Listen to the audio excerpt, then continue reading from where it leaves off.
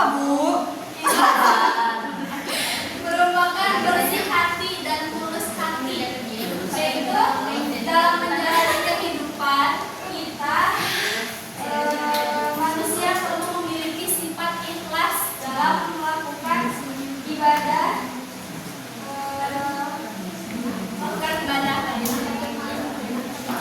Tapi apakah kalian tahu ikhlas dalam beribadah itu seperti apa? Tidak tahu, Ibu. Tidak sombong. Tidak dipuji. Ikhlas dalam beribadah itu merupakan melakukan segala bentuk ibadah yang hanya karena Allah semata tanpa mengharapkan imbalan atau pujian dari orang lain. Ikhlas mencerminkan hati yang bersih, tulus, dan penuh kesadaran bahwa ibadah yang dilakukan adalah mendekatkan diri kepada Allah Subhanahu wa Ta'ala. Sebagaimana dalam hadis yang disebutkan oleh Imam Bukhari, yang hadisnya adalah An Aisyah radhiyallahu anhu anna Nabiya sallallahu alaihi wasallam kana yaqulu bil laili hatta tafakkara qadamahu wa qalat Aisyah liman tasna'u hada ya Rasulullah wa qad ghafarallahu laka ma taqaddama min dhanbika wa ma ta'akhkhar. Qala ifala uhibbu in ibuna abdan syakuran falamma kahura lahu salta jalisan faida irada in yarka'a qoma fakora irtumma kafa'a. Yang disebutkan dalam Rahu Imam Bukhari. Dari sini dijelaskan dari Aisyah radhiyallahu anhu bahwasannya Nabi Shallallahu alaihi wasallam melaksanakan sholat malam hingga kaki beliau itu bengkak-bengkak.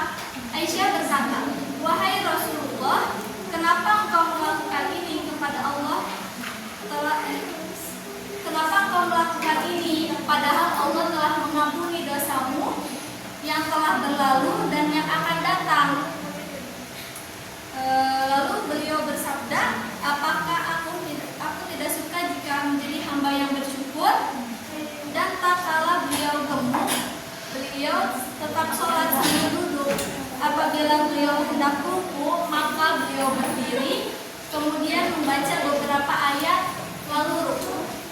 Dalam penjelasan hadis ini menjelaskan bahwa betapa Rasulullah SAW yang tidak memiliki kesalahan dan dosa karena beliau maksum, tetapi masih senantiasa melaksanakan ibadah sholat malam, bahkan sampai kakinya bengkak-bengkak. Dari dasar beliau melaksanakan ibadah ini dengan sedemikian itu bukanlah mengharapkan pujian ataupun beliau melaksanakan ikhlas hanya mencari keridhaan Allah Subhanahu wa Ta'ala. Selain dalam hadis, ada pun juga penjelasan tentang ikhlas dalam beribadah ini ada pada surat Al-An'am ayat 162 dan ayat 163. Ada yang mau menyebutkan surat Al-An'am? Aku.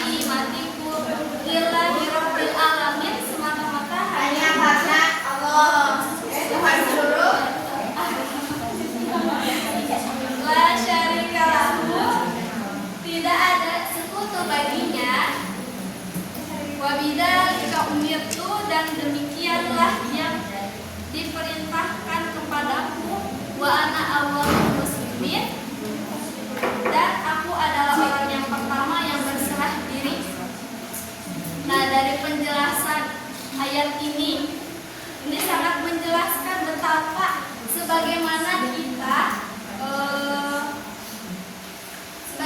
Allah telah memerintahkan kita untuk berkeyakinan bahwa sholat kita, hidup kita, mati kita hanya untuk Allah Subhanahu wa Ta'ala.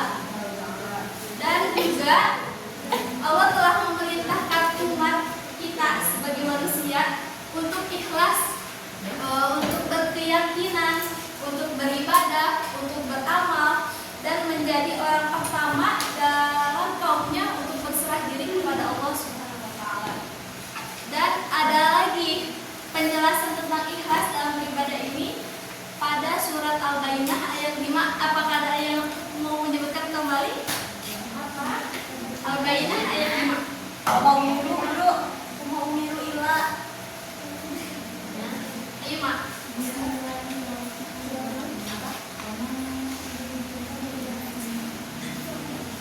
Kecil banget kuota.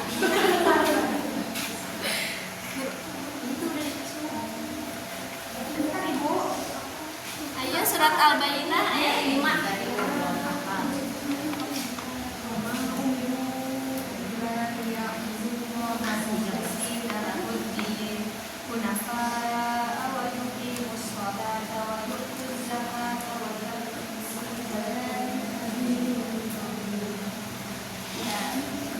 Yang adalah padahal mereka hanya diperintah untuk menyembah Allah dengan ikhlas, menaatinya semata-mata karena agama dan juga agar melaksanakan sholat dan menunaikan zakat.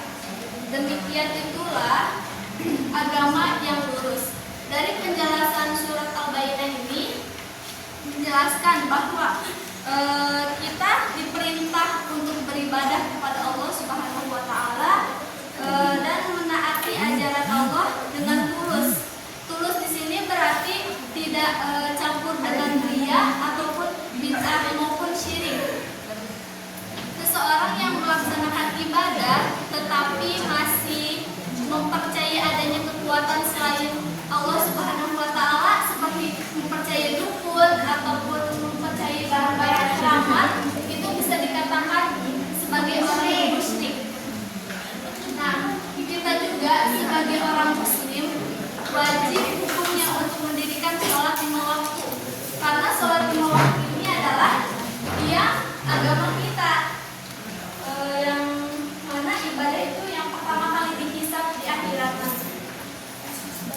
Dan ada 5 ibadah yang bisa dibedakan.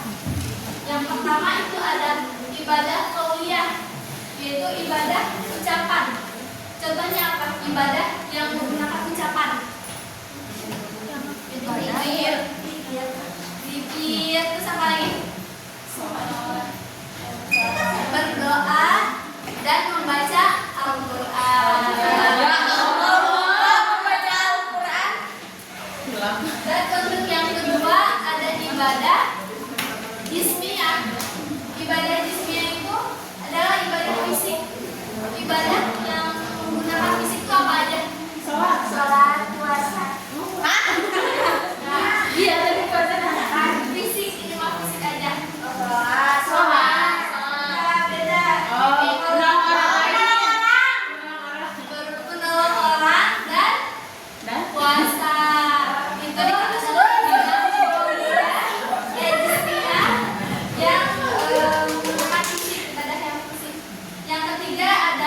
Ibadah mauliyah, yaitu melibatkan harta. Ibadah yang melibatkan harta apa aja? Sedekah.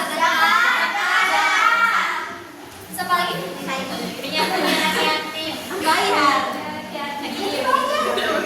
Yang keempat ada ibadah mauliyah, wajismiyah. Berarti mauliyah dan wajismiyah berarti apa? Ucapan dan perbuatan. Berarti itu ibadah apa? Kalau yang kelima yang terakhir adalah ibadah yang mencakup semuanya. Ibadah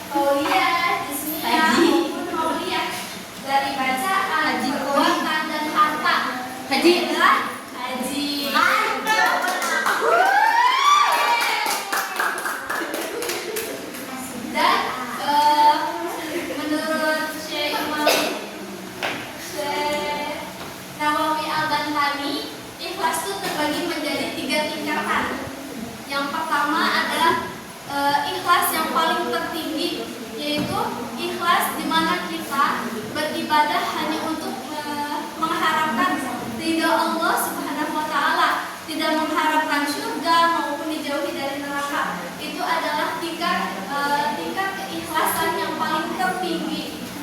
Dan yang kedua adalah ikhlas yang menengah. Ikhlas yang menengah ini adalah ikhlas yang karena akhirat, yang melakukan ibadah hanya untuk mengharapkan dia masuk surga, dan dia juga mengharapkan agar dijauhi dari neraka.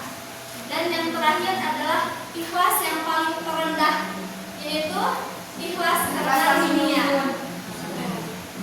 Ikhlas karena dunia. Contohnya seperti kita membaca surat Al-Waqiah untuk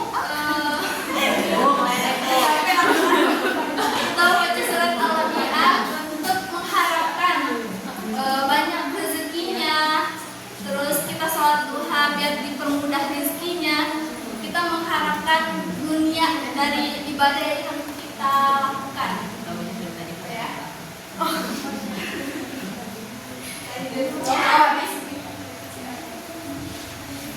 Ada juga selain dari itu ada beberapa hal yang dapat merusak keikhlasan. Apa aja coba yang dapat merusak keikhlasan? Apalagi dalam ibadah. Pertama, ria. Kenapa ria bisa membuat merusak keikhlasan? Ada yang tahu? Karena mau dipuji. Karena ingin dipuji. Berarti kalau dia melakukan ibadah tapi mengharapkan ingin dipuji, berarti dia nggak ikhlas karena Allah. Iya. Cuma karena pengen dipuji sama orang, masya Allah, kan gak mungkin gitu ya. Jadi kita ibadah ikhlas karena Allah Subhanahu Wa Taala. Selain dia, apalagi hal yang dapat membuat rusak ikhlas dalam beribadah itu? Sum'ah adalah, ada yang tahu sum'ah apa? Lupa ibu. Lupa. Sum'ah merupakan kita menceritakan amal kebaikan kita kepada orang lain. Contohnya kita nih menceritakan aku habis sedekah nih ke orang, aku sedekahnya 100.000. Itu kan sama dengan kita sum'ah, menyebarkan menceritakan amalan yang sudah kita lakukan hanya untuk mendapatkan perhatian orang lain. Yang ketiga juga nifaq termasuk dalam merusak ikhlas dalam beribadah. Karena apa? Karena dengan melakukan amalan atau perbuatan di depan orang saja dengan tujuan untuk dipuji orang lain, sama dengan seperti dia. Yang terakhir ada hasad. Hasad adalah perasaan tidak senang ketika melihat orang lain bahagia atau menikmati orang lain lagi bahagia, dapat rezeki yang banyak,